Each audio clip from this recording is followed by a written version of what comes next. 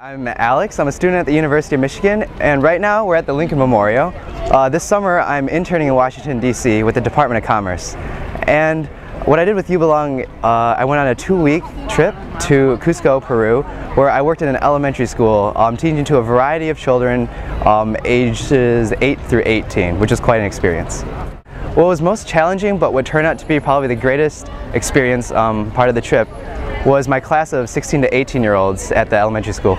Because they were so old, it was hard to connect to them and get them to participate in class at that age level. And so, especially after the first day, it was most discouraging because there was a kid in the corner telling us, "No, please don't come back tomorrow." And although it was really discouraging, the partner that I had in the classroom, we went back the next day and went back the day after that, and each day we just kept on trying to get through these students, and we tried a variety of new teaching methods and different activities to get them to participate and be active. And it probably took about a week, but what was the coolest thing is that after about a week we broke through their shells and they became really participative and engaging in class. And I'd say by the time that I left Cusco, they're definitely my favorite students, my most favorite students. And it was great because I would come to class each day with the new lesson plan, and just seeing the way that their faces lit up, that we were imparting knowledge in them, and it was like a two-way street as well. I was learning from them just as much as we were teaching them. And that was definitely one of the most challenging things, but it turned out to be probably one of the best experiences I'll ever have. Number one, patience. I believe a lot of things aren't going to go the way you think they're going to go. There's going to be delays, setbacks, and nothing's ever going to run 100%. So that's why you got to always be patient. And then number two, which I really felt is necessary, is perseverance. Is trying, especially with my education projects, I had to try different activities, different styles, and different ways of engaging the people that I was working with.